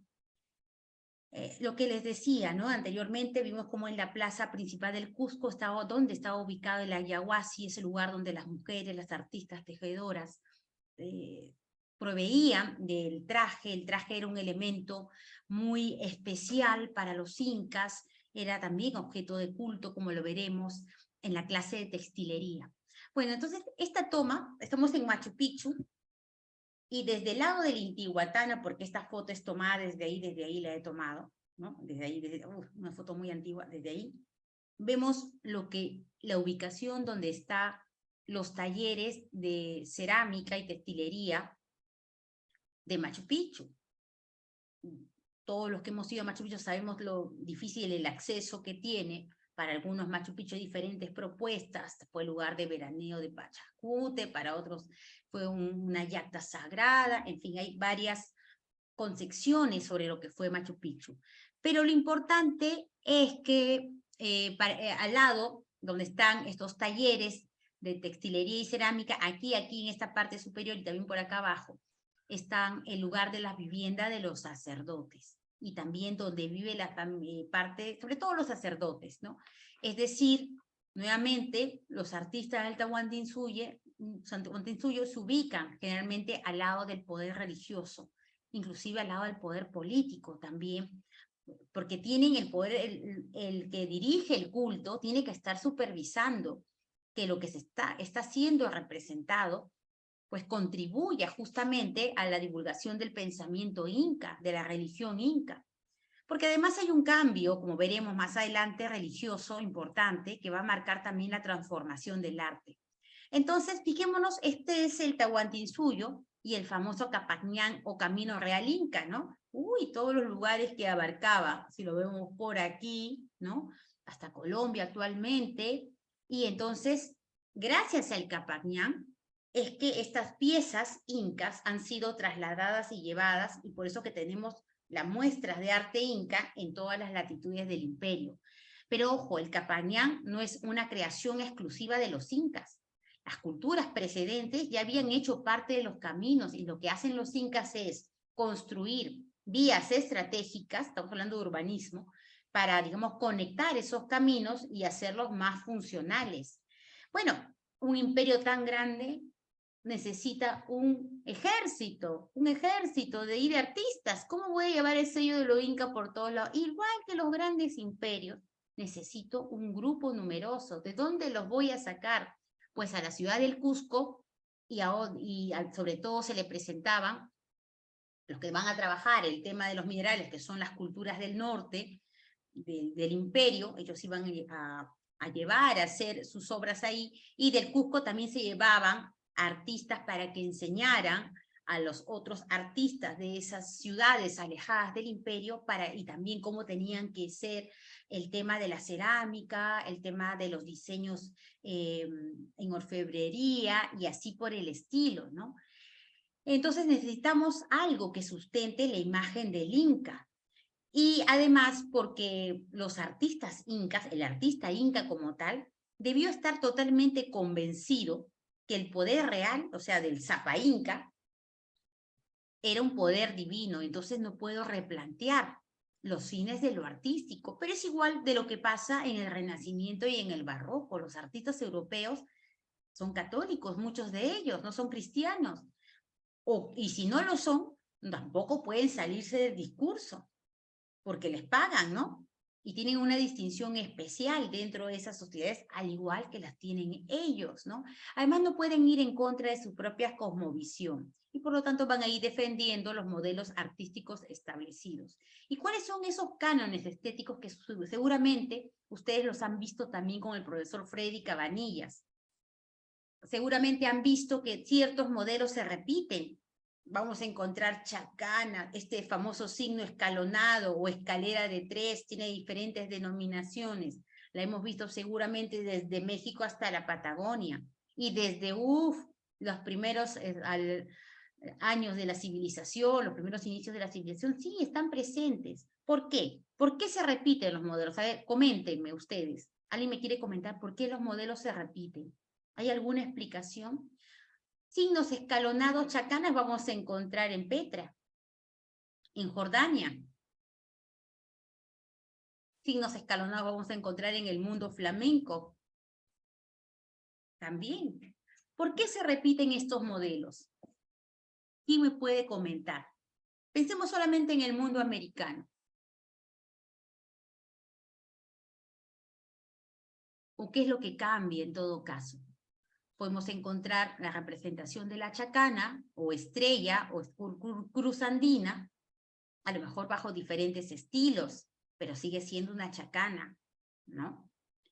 Vamos a ver esto, cómo es que este signo escalonado, que es una de las estructuras formales más primigenias para la elaboración de otros cánones estéticos del mundo precolombino en general, ¿no? Lo que pasa es que los incas van a venir a sintetizar todo ese pensamiento estético de forma y de contenido. Y van a ser, gracias a ellos es que podemos entender también el arte de las otras culturas, porque como lo que ellos realizan va a ser recogido por estos cronistas o por informes que piden desde España, entonces más o menos vamos a poder acercarnos a su religión, porque eso es lo que menos hay, documentación que poco hay. O sea, a través del arte conocemos a su religión, y si sabemos de su religión vamos a acercarnos también a la parte estética, a la parte cómo está representada esa religión para el pueblo, para el público y también para la élite, ¿no? Entonces tenemos este signo escalonado, que es el signo básico, puede ser 4, 3, ¿no? Ya, pero pongamos el 3, que es el más clásico. Si a este signo escalonado yo le aplico una dualidad, la dualidad es una característica especial que tienen las sociedades prehispánicas. Vemos aquí, por ejemplo, en el adoratorio de la Pachamama, en el mausoleo real de Machu Picchu, la presencia de dos signos escalonados, uno de 3 y otro de más niveles. Y acá también tenemos una dualidad de doble signo escalonado, no son iguales, pero presenta una dualidad. Todo tiene una dualidad, no solamente en el mundo inca, sino también en otras culturas, ¿no? Otra patrón estético, quizás el más importante, va a ser la forma trapezoidal. Los egipcios también trabajaban la forma trapezoidal. Y esta es una ventana trapezoidal en el Coricancha. Fíjense la continuidad, la perfección que tienen los incas para mostrar lo estético. No solamente es la piedra, que es un material que está vinculado con la eternidad en diferentes culturas, sino también esta forma trapezoidal, que además, ¿quién me puede decir a qué remite? Porque nada es gratis en ninguna forma estética, en ninguna parte del mundo. Ellos van a esquematizar algo que adoran a través de ese geometrismo, ese formalismo que utiliza el arte inca. El trapecio, ¿a qué puede estar representando? Yo ya lo publiqué además por ahí. Y también otro investigador, un arqueólogo, también lo ha publicado por ahí. También. Es la forma esquemática de la representación de la montaña, ¿no? Y los incas lo van a poner por todos lados porque adoran a las montañas, porque es una sociedad politeísta, ¿no? Que creen en varios dioses. Esos dioses vienen de la naturaleza, o entes siderales, la lluvia, el sol, la luna, o la tierra, pero la Pachamama, ojo, no es todo el planeta Tierra, ni la tierra que estoy pisando, ahorita lo vamos a ver, ¿no? Fíjense que esa forma trapezoidal puede estar inscrita visualmente de diferentes maneras. Aquí tenemos el famoso Ushnu de Vilcahuamán en Ayacucho, que tiene una forma trapezoidal. Si vemos líneas imaginarias, es un nivel con otro nivel y otro nivel, ¿no? Pirámide trunca también podríamos llamarle, ¿no? Y entonces, si es que acá tengo un dibujo para verlo mejor, si hago líneas imaginarias, o sea, el primer proyecto del diseñador, del arquitecto, esto tiene una forma trapezoidal. Pero al mismo tiempo, si me doy cuenta, esto también tiene, por los lados, una forma escalonada. Y por el otro lado también tiene una forma escalonada. Está presente también la dualidad. El trapecio, representación de las montañas, y el signo escalonado, representación de la tierra fértil o Pachamama, porque nada es gratis, ni en el mundo inca, ni en las otras culturas que las han precedido. Todo es un pensamiento intelectualizado, que lo saben leer el pueblo, la élite. Nosotros todavía estamos aprendiendo nuevamente a leer estas muestras, ¿no?, de arte, ¿no? Y también las formas zoomorfas, como los felinos también, porque ya sabemos que hubo una trilogía de animales que gobernaron el pensamiento de estas culturas prehispánicas, ¿no? Entonces el Cusco, la capital del imperio, adopta en tiempos de Pachacute la forma de ciudad puma, porque los incas, según algunas crónicas, cierto grupo de incas se creía descendiente del jaguar, ¿no? De hecho, Juan de Betanzos, aquí les dejo la cita en el capítulo 17, menciona que lo siguiente de Inca Yupanqui, ¿no? Que en ese momento era Inga Yupanqui, ¿no? Dice así, Inca Pachacuti, perdón. Después de haber Inga Yupanqui dado y repartido la ciudad del Cusco en la manera que ya habéis oído, puso nombres a todos los sitios solares y a toda la ciudad, junta nombre, cuerpo de león, diciendo que tales vecinos y moradores le eran miembros de tal león y que su cabeza era la cabeza donde está actualmente Sacsayhuama, ¿no? Y este es el dibujo de Esquier, que es el primero que se plantea sobre esta forma de puma de 1863. Y la cabeza del puma es donde está Sacsayhuamán, aquí lo vemos, donde están los genitales, el estómago por ahí, estará el Coricancha, el Templo del Sol, y así, ¿no? ¿Por qué? Porque en todas estas culturas que hemos visto hay tres seres que sobresalen, y también va a pasar lo mismo en el mundo inca. Los felinos, de diferente naturaleza, otorongo, jaguar, gato montés, tigrillo, o no, en fin. Las aves rapaces, pero también las aves en Nazca seguramente han visto colibrís, el cóndor sobre todo, y también las serpientes, como en este mortero lleno de serpientes, ¿no? Esta trilogía totémica, es decir, tótem, o sea, ese ser que supuestamente mi familia, mi clan desciende, van a ser el felino, el ave y la serpiente, en realidad ya está presente como elementos formales desde el antiguo Perú y desde otras sociedades americanas, ¿no? Y siempre van a estar presentes como agentes protectores, ojo, pero también destructores del orden natural, ¿no? Y este tema de la dualidad no solamente se ve, lo que hemos visto, porque se ve un elemento doble, sino también en el tema del color, la dualidad y oposición de colores que saben manejar muy bien los incas y otras sociedades así los demuestran. Los opuestos cromáticos, el negro, el blanco, o estos opuestos cromáticos que tenemos aquí, estos colores totalmente contrastantes, estos también revelan ese pensamiento dual dentro de la estética inca. Los efectos de luz y sombras que vemos en ciertos momentos en la arquitectura inca de los diferentes países que fueron parte del Tahuantinsuyo, Sacsayhuamán. Y además, no solamente vemos dualidad por la luz y sombra, primer nivel, segundo nivel, tercer nivel, vemos tripartición. Ese pensamiento religioso está dentro del pensamiento del arquitecto, del artista inca y de la sociedad inca. El artista, y al igual que el diseñador actual, al igual que el arquitecto actual, se debe a un público, no solamente al que le contrata, sino a quien va dirigida la obra de arte. Igual esto es para refrendar el poder político de la élite inca, pero ¿para quién va? Para el pueblo que se va a poner ahí afuera para escuchar el ritual, y para que quede convencido tengo que demostrarle bajo todo este sistema visual quién es el que gobierna, ¿no? En el Templo de las Tres Ventanas lo mismo, tripartición y también dualidad por los efectos de luz y sombra, ¿no? Entonces, esto tiene una vinculación mágico-religiosa más que evidente desde los tiempos de Stonehenge, ¿no? Desde las primeras construcciones del hombre, pues también se ha presentado esto, vínculos con el sol y el reflejo del sol en las piedras, ¿no? Esos son elementos míticos animistas que van a continuar en muchas culturas del mundo. Y esta idea de dividir el espacio en tres partes, el tema de la tripartición, pues esto fue muy criticado en un inicio dentro de las esferas académicas. Esa tripartición de los planos sagrados del pensamiento inca o de la cosmovisión inca, el Hanampacha, mundo de afuera, el Caipacha, mundo del presente o lo terrenal, o el Ucupacha, mundo de adentro de lo subterráneo. No quiero llamarle del infierno, ni así nada, porque eso ya sería tener una mirada eurocentrista, ¿no?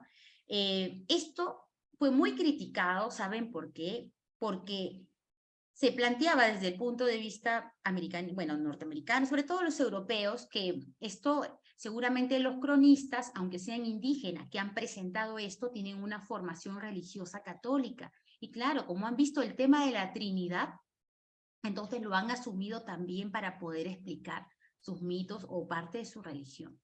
Nada menos cierto, porque la Trinidad no es algo exclusivo de la religión católica. Yo soy católica, por si acaso yo lo soy. No es algo exclusivo, pero hablando hay algo un área dentro de la historia que se denomina ciencias de la religión.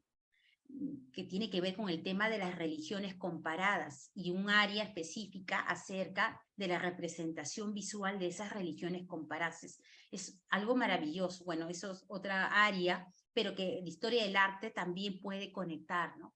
Entonces, los temas de la Trinidad o de tres o los triples formales han estado presentes en muchas culturas del mundo y no podemos decir que esto es una copia, como también decía el señor Enrique Urbano, un investigador peruano, que esto es o que viene de una derivación de la religión católica. No, es que los temas de las triparticiones o las trinidades están presentes en muchas culturas del mundo. Por eso planteaba por qué tenemos los mismos tipos de representación. Conforme avanzamos las clases vamos a ir poniendo ejemplos, reflexionando sobre eso. Y fíjense esto, nada es gratis, ¿eh? Como lo veremos en la cerámica, en la arquitectura, en la escultura, porque ese tema de la tripartición también va a ser usado en la composición. La manera como ordena los elementos el artista inca está vinculado a la cosmovisión, en la cual crece, aprende la técnica. Y esa tripartición va a estar presente en el diseño. Estos son chuas o platos incas, pero no son platos que cualquier persona usa, son platos para la élite o son platos que forman parte del ritual. Y lo que vemos aquí es como el color rojo nos está marcando esos tres niveles de tripartición que hemos visto anteriormente, ¿no? Esto que está aquí, está aquí, está aquí. O sea, el concepto de la tripartición, de la cosmovisión inca se va a reflejar en su arte, tiene necesariamente que reflejarse en su arte, al igual que los conceptos cristianos se van a reflejar en la Capilla Sistina. Es exactamente lo mismo, solamente que aquí hay unos mensajes y lo que hará Miguel Ángel tendrá otro tipo de mensajes. Y la composición también nos señala los caminos de la tripartición, arriba, abajo o circular y concéntrico. También puede ser, ¿no? Y también los temas de la cuatripartición. Pensemos en el Tahuantinsuyo, que está dividido en 4 espacios, ¿no? Esta cuatripartición del espacio se genera por una segunda bipartición, es decir, es una doble dualidad. Este unco no es un unco inca, bueno, acá dice unco inca, sí, sí es un unco inca, pero no del periodo inca. Eso lo veremos en el arte textil, lo voy adelantando. Este es un unco del periodo colonial que usan los incas que descienden de la élite inca. En el mundo de los incas, en el Tahuantinsuyo, el pueblo no podía vestir como la élite, el pueblo tenía que vestir sin color, con telas o tejidos más vastos, no con todos los detalles. ¿Saben por qué? Bueno, en este caso son flores del periodo colonial, pero cuando veamos sobre todo el tema de la textilería, los tocapus o diseños incas tienen mensajes que vamos a ir analizando. Vamos a tratar de leer un poco, ¿no? No puedo darles todo en unas cuantas clases, pero sí lo más importante.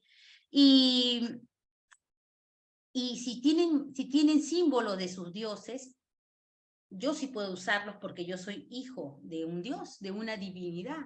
Pero tú que eres un simple mortal, tú eres del pueblo, tú no lo puedes usar, porque si alguien del pueblo lo usa, también estás estando dentro del mismo nivel que los de la élite inca. Fíjense el poder que tiene la imagen para diferenciar clasistamente dentro de estas sociedades. Eso no solamente pasa aquí, también pasa en otras sociedades del mundo. Se repite porque el hombre es hombre en todas partes del mundo, es un factor antropológico más que artístico.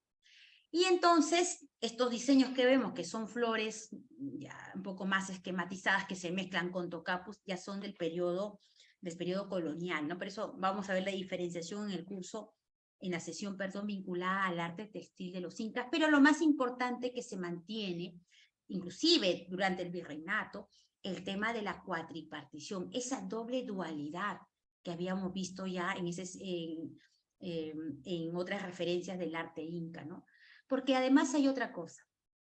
Esto que está aquí, esto pertenece a una de esas 3 versiones que ya les comenté de la crónica Historia y Genealogía de los Incas, del señor Fray Martín de Murúa, este mercedario que escribe estas crónicas visuales que ya les comenté, además tienen color muchas de las acuarelas que tienen, ¿no? Esta es la única representación del Tahuantinsuyo como cuatripartición espacial. Aquí está la ciudad del Cusco, acá dice Collasuyo, Chinchaysuyo, Condesuyo, Andesuyo, y así. ¿Qué pasaba? Este documento, porque solamente teníamos dos de las tres crónicas del mismo cronista, de las tres versiones teníamos dos, el manuscrito Getty y el manuscrito Galvin.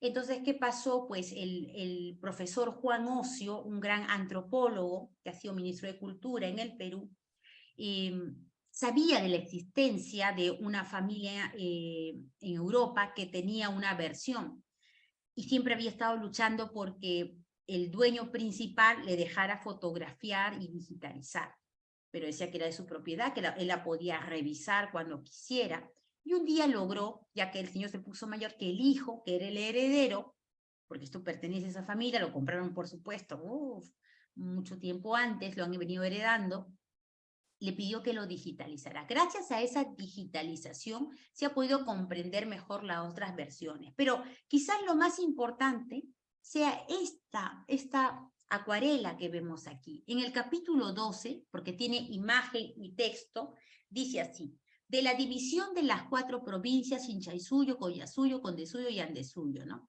que tenían dividido en este reino en 4 partes y provincias, que son Chinchaysuyo, Collasuyo, Condesuyo, Andesuyo, que en general les llaman Tahuantinsuyo, y repartido en puesta en cabeza de los 4 señores de su consejo, y que cada uno oía, como dicho es, de su jurisdicción o parte, y estos tenían puestos principales y gobernadores, y prohibía lo que le tocaba a sus provincias. ¿Por qué este documento es importante? Estamos en el 2022, 23 ya, 22 voy a decir, 23. Recuerdo que en el año 2004 estaba en un congreso internacional en Chile, no voy a decir la ciudad, y varios historiadores, yo también estaba ahí, era más joven, pero habían otros más destacados, mayores, más jóvenes, que presentaban sus propuestas y mencionaban, es normal, el Tahuantinsuyo. Estamos hablando hace 18, 19 años. Sí, 19 años porque fue casi en febrero, ya me acuerdo. Y, de pronto apareció, y hasta ahora está ahí, un investigador inglés con esa mirada eurocentrista para decirnos que eso del Tahuantinsuyo era un invento. No voy a decir el nombre, pero su apellido comienza con T. Para quien sepa lo podrá investigar. Este investigador inglés, de muy triste recordamiento, comenzó a decir que eso era un invento, porque no había ningún documento que probara lo que estábamos diciendo. O sea que el Tahuantinsuyo estaba dividido en 4 suyos. O sea que eso se lo había inventado, porque por ahí lo mencionaba Garcilaso, pero no había ninguna representación, ¿no? Eso lo puede decir él, pero a lo mejor es algo así, pues, porque lo dijo. No había ninguna representación visual, es cierto, ni en cerámica, ni en escultura, ni en maquetas incas que veremos mañana, ¿no? Entonces, y la verdad, inclusive yo también le dije, pero esto no puede ser así, porque, no, porque ellos son así, porque esa idea de la cuatripartición también se ve en otras culturas y ustedes se lo quieren apropiar, y así nos tiró barro, como se dice dentro del mundo de la academia también. Hasta que surgió este documento. Este documento, bueno, todo el manuscrito Galvin y esta acuarela que vemos aquí, que además señala ahí también explícitamente, ¿no? Esto ya lo ha descubierto el profesor Juan Ocio ya hace varios años, sino que tampoco lo tenía digitalizado la Universidad Católica y lo ha soltado hace como un año, por ahí, en octubre del 2021, finales del 2021, por ahí en plena pandemia lo han soltado y lo bajé antes que lo desaparezcan, porque ya sabemos que eso pasa. Así que lo tengo completo, todo esto para ustedes, las 3 versiones, además las tengo completas, porque lo otro lo he conseguido de la Fundación Getty, y la otra, bueno, el otro texto que está. Entonces, estas crónicas nos ayudan muchísimo a entender el pensamiento. ¿Para qué tenemos que entender el pensamiento? Para entender la estética de los incas, ¿no? Porque ya hemos visto, este tema de la cuatripartición es súper importante, porque fíjense cómo los incas van a comenzar a conceptualizar, mejor dicho, intelectualizar estos patrones estéticos que hemos visto en las otras culturas americanas, ¿no? Tenemos el signo escalonado. Ya dijimos que si le agregamos otro signo escalonado, tenemos dos triparticiones, ¿no? O una dualidad de triparticiones. Pero ¿qué pasa si yo le agrego una cuatripartición? O sea, le agrego otra dualidad más. Doy como paso a esto, a la chacana o cruz andina.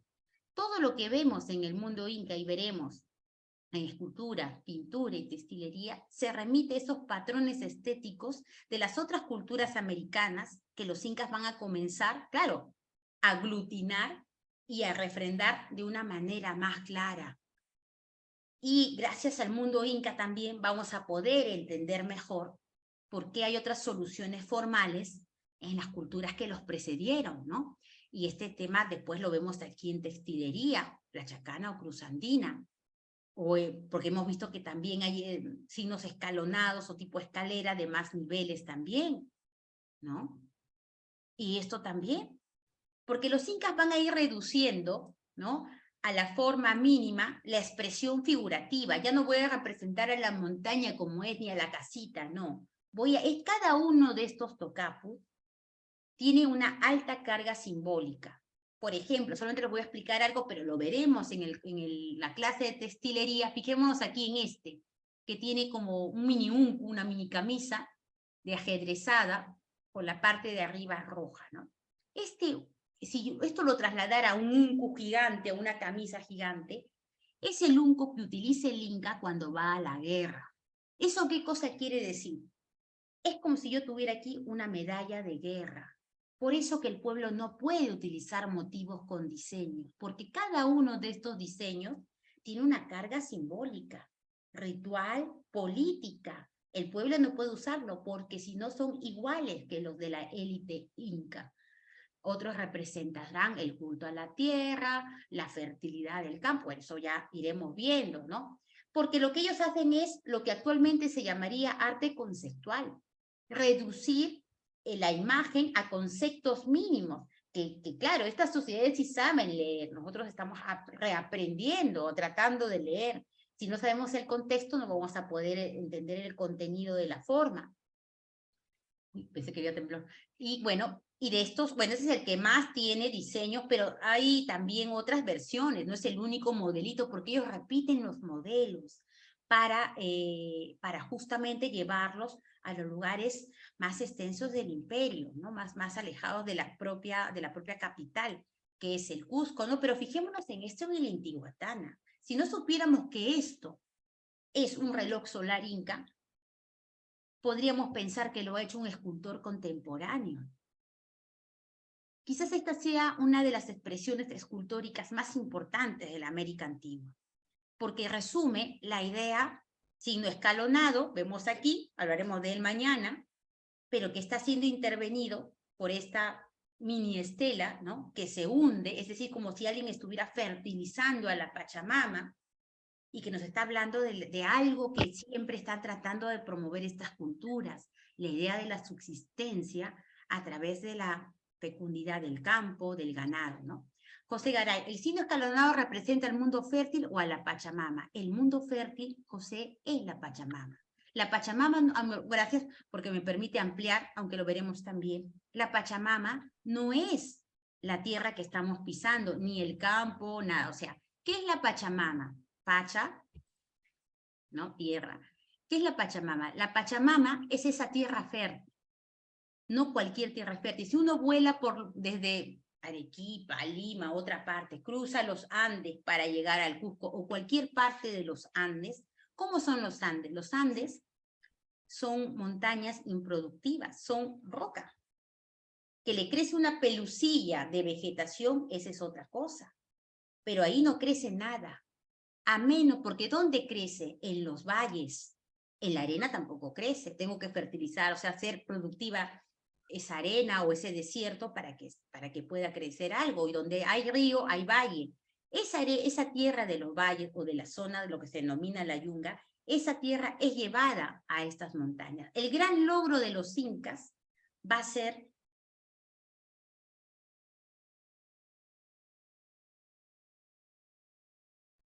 ay, perdón, se cortó. Ahora sí, el gran logro de los incas va a ser el tema agrícola. ¿Por qué va a ser el tema agrícola?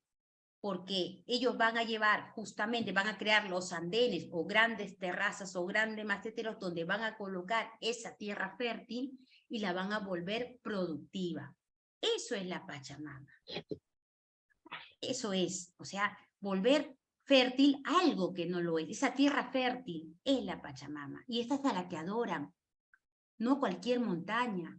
Cuando vean en el arte colonial la famosa pintura de la Virgen Cerro, es una virgen productiva, una virgen que ese cerro no solamente brota mineral, abundancia, sino también pueden sembrar ahí. Eso es la Pachamama, no cualquier montaña. Una montaña fértil, sí, puede ser denominada Pachamama, ¿no? Además, lo menciona la doctora María Rostorowski. Rostorowski tiene varios estudios vinculados a la religión. La religión es súper importante para entender esto, porque si no tuviéramos esto, no podríamos entender el análisis de esta pieza escultórica, que va por los caminos de la abstracción, como estamos viendo, ¿no? Que igual que cualquier escultura moderna, hay que verla en 360 grados. Para entender, fíjense, esta es la espalda del Intihuatana, cómo está, ¿no? Conectada entre las dos montañas, el Huayna Picchu y la montaña que está al lado, como si aquí está, yo voy a poner aquí, allá, como si esta elevación que forma parte del reloj solar también estuviera fertilizando las dos montañas. Uno cuando ve el Intihuatana va viendo y se va dando cuenta la intención del artista, pero hay que verla con ojos de historiador de arte, el efecto de luz y sombra que provoca, los tres signos, los escalones que tienen, que más se van a repetir en otras latitudes del imperio también, ¿no? Entonces es un arte intelectualizado, es un arte totalmente constructivista, geométrico, también hay arte naturalista, no crean, pero es lo que menos hay porque es lo que más se destruyó. Porque claro, si yo veo esto, pues yo soy un sacerdote, un cronista soldado, quien sea que viene de España, pues eso no me significa nada para mí porque estoy acostumbrado al naturalismo, a ver algo que copia una realidad, entonces no lo destruyo. Pero si veo un ídolo, aunque sea de la forma de un niño, eso lo destruyo porque ese es el demonio. O si veo la serpiente, o si veo el felino. Pero esto que está aquí, menos mal, a su propia identidad artística, ha sobrevivido por eso. Si no, pues también ya no tendríamos como base, ¿no? Y este señor Pachacútec va a cambiar el arte inca. ¿Por qué va a cambiar el arte inca? Por aquí vamos a ir terminando. Para los que no son de Perú o los que no recuerdan, bueno, ya sabemos que los incas, sus grandes enemigos son los chancas. Y en el periodo antes que gobernara el señor Pachacútec, pues el Cusco era un villorrio, no era algo muy pequeñito, y los chancas era el gran ejército de los chancas que vienen desde el centro de lo que actualmente es el Perú, ¿no? Los huancas, ahí los chancas, ¿no? Y pues su padre, Huiracocha, el Inca Huiracocha y su hijo Urco han huido de la ciudad del Cusco porque claro, ¿cómo van a enfrentarse a los chancas, no? Un ejército gigantesco y todos se iban, pero el único hijo que se queda es Pachacútec, que además fíjense cómo el mito va a dar paso a la construcción de lo que se llama el arte imperial de los incas, ¿no? Él tiene un sueño, porque también está desesperado, no tiene ni ejército, ¿no? Y él tiene un sueño, hay varias versiones de este mito, bueno, acá pongo una, ¿no? Entonces está ahí y se duerme junto a la laguna de Susurpuquio, y ahí sueña que se le aparece el Inti, ¿no? El sol, y le dice que mi pueblo va a morir así, ¿no? Y por los chancas, ¿no? Y el Inti, resumiendo, le promete que confíe en él, que le va a ayudar y que va a ganar. Y con estas palabras se anima el joven Inga Yupanqui, porque así se llamaba. Lo que pasa es que los incas, cuando se coronan como incas, cambian de nombre. Y por cierto, el día de su coronamiento es el día de su matrimonio. Y ahí veremos el importante papel de la mujer. ¿Por qué? Porque los incas no heredan del padre a padre, heredan el trono a través de la colla, la madre, la reina. Por eso es que el inca se tiene que casar con la hija de otra colla, es decir, con su hermana, a lo más con su prima lejana. Y entonces cambian de nombre y también la colla, bueno ya. Y bueno, vence a los chancas increíblemente, hay otros mitos que cuentan, pues que se convierten las ruinas en piedras, en fin, ya eso es otra historia. Y aquí hay otra cosa, como él sueña que el sol, el dios sol, le ha dado ese apoyo, va a cambiar la religión inca. Y cuando cambia la religión inca, tiene que cambiar la estética inca. Ese cambio religioso va a provocar un cambio artístico, tremendo. O sea, el arte de los incas antes de Pachacútec es uno, como veremos, y el arte de Pachacútec hacia adelante será otro, ¿no? Obviamente más soberbio, ¿no? Entonces, aquí tenemos otra vez, ¿no? Esta es otra de las versiones que tiene Historia General del Perú de Martín de Murga. No le digo que son 3 versiones, y en el capítulo 13, en el folio 65, tenemos al señor Pachacútec, ya coronado como Pachacútec, que se quita la mascaipacha, la corona real la pone ahí, y le manda a construir un dentro del Coricancha, Templo del Sol, le manda a construir un lugar especial al sol. Y de hecho algunas crónicas mencionan que estaba la representación de un gran sol. Bueno, eso ya se debe haber perdido, fundido, lo que fuera, ¿no? Y fíjense cómo tiene el cabello corto, porque solamente los de la élite inca se permite tener el cabello corto, el pueblo cabello largo, los de la élite inca cabello cortito o rapadito, ¿no? Muy parecido también a los egipcios. Bueno, pues entonces él tiene que asumir un imperio, y un imperio no puede presentarse como voy a crecer. El Tahuantinsuyo no es que solamente sea el gran impulso de Pachacútec, todos estos gobernantes a partir de este momento tienen un Inca ranting, ¿no? El Inca ranting es el príncipe, o sea, uno de los hijos de ese momento, Zapa Inca o Inca, quien le ayuda a hacer las conquistas, porque no puede trabajar solo, es algo tan grande, ¿no? Y uno de los que más expande el imperio también es el Inca ranting en este momento, Inca Yupanqui, ¿no? Tupac Inca Yupanqui, ¿no?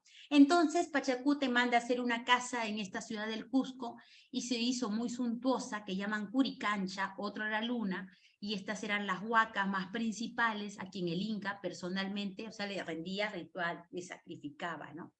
Es lo mismo que pasa en Egipto con Akenatón, ¿se acuerdan? Akenatón, porque también tiene un sueño, se le aparece el sol, y entonces ensalza la figura del sol por encima, y es más, es el único dios, porque todavía aquí Pachacútec deja que haya otro tipo de culto, y Akenatón no, y cuando pasa eso, el arte egipcio cambia, y lo mismo va a pasar aquí, o sea, Pachacútec tiene que crear, en realidad, el creador, porque para el gran artista del Tahuantinsuyo va a ser Pachacútec, como veremos, porque no solamente va a ser el impulsor, sino documentación que se ha ido descubriendo con el tiempo marca que él prácticamente realiza el urbanismo, las edificaciones, o sea, señala cómo tiene que ser el diseño. Obviamente que vendrán canteros, maestros, arquitectos, y lo harán, pero él dirige especialmente la transformación estética del Cusco. Claro, ¿cómo voy a hacer conquistar y de pronto todo mi barrio, todo mi palacio? Ni siquiera tengo palacio,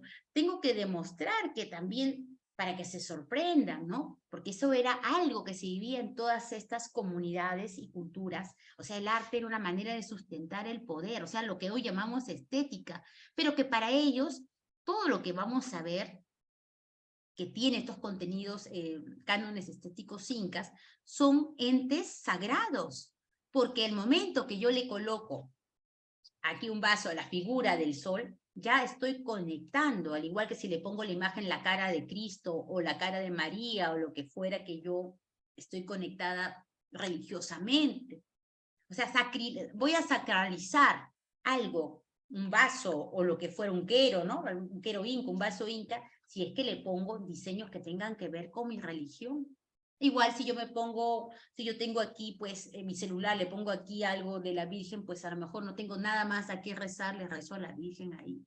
Eso es algo muy antropológico, ¿no? Y exactamente es lo que va a pasar con los incas. Y también Pachacútec va a marcar la diferenciación, ¿no? Y bueno, vamos a irlo viendo a lo largo de estas clases también, ¿no?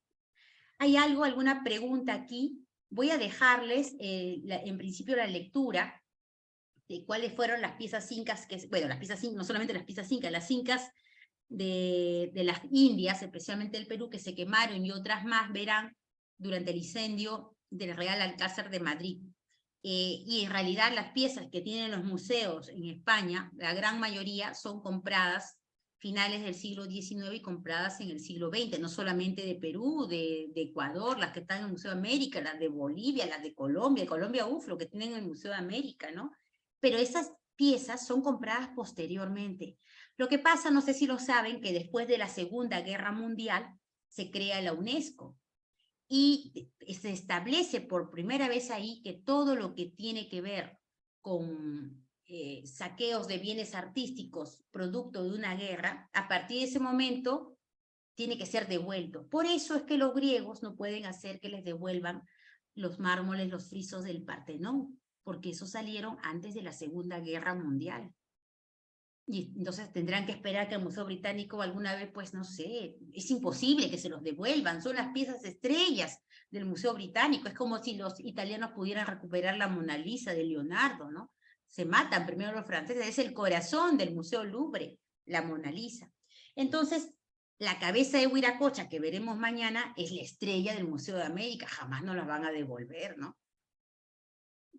Bueno, pueden haber milagros, ¿no? Pero eso es así porque estamos dentro de un estado mundial de legislación del patrimonio, lo que salió antes, pues ya no. Aunque San Martín dio una normativa para diferentes países donde se establecía que, pero es que él decía solamente del patrimonio arqueológico, no hablaba del patrimonio colonial, claro, porque recién estamos en la colonia, aquí iba a pensar él, ¿no? Eso y solamente de algunas partes, pero como eso no estaba establecido dentro de un orden mundial, pues no tenía mucho asidero, ¿no? Pero en fin, entonces todo este mundo, como estamos viendo, ¿no? Va a regirse bajo esos cánones. Mañana vamos a ver arquitectura, escultura y pintura inca, tenemos una clase doble, y quería aprovechar para preguntarle estos últimos minutos, porque la próxima semana, el día sábado, que es la 4ª clase de arte inca, no voy a estar aquí, voy a estar en España.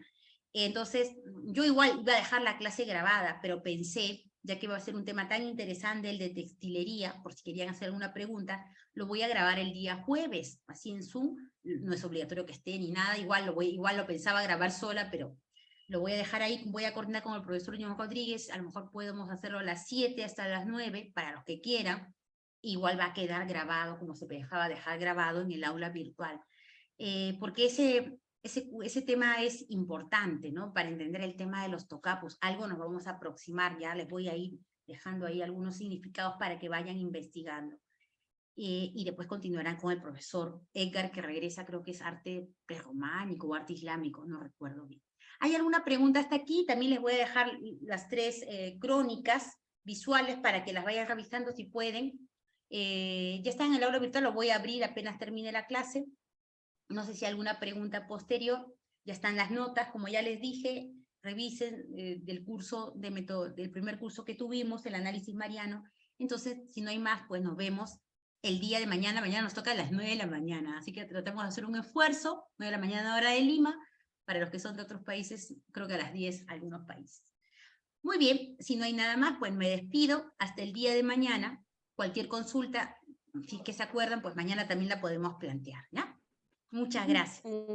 Miss Alba, antes Sí. que se vaya usted, usted nos va a compartir el link para las clases del Tocapu y los que podamos participar, sí, participamos, ¿verdad? Es lo que le entendí, ¿o no? Sí, así es, porque yo pensaba grabarla sola, pero después pensé, mejor el que quiere está, ¿no? Entonces vamos a poner el día jueves en la noche, pero igual todo lo vamos a dejar en el aula virtual, de todas maneras, a las 7, pero voy a coordinar con el profesor Joe Rodríguez, él está en otro programa académico. Cuando termine les daremos, entonces lo complementaremos mejor, ¿no? En directo pueden preguntar si tienen alguna inquietud y todo eso, ¿ya? Y muchas gracias, Miss. Sí, apenas tengan las lecturas ahí, les paso por el grupo WhatsApp para indicarles que ya está. Hoy día mismo está. Gracias, hasta luego. Nos vemos mañana. Muchísimas gracias, hasta luego, hasta mañana. Hasta luego, Hasta muchas mañana. gracias.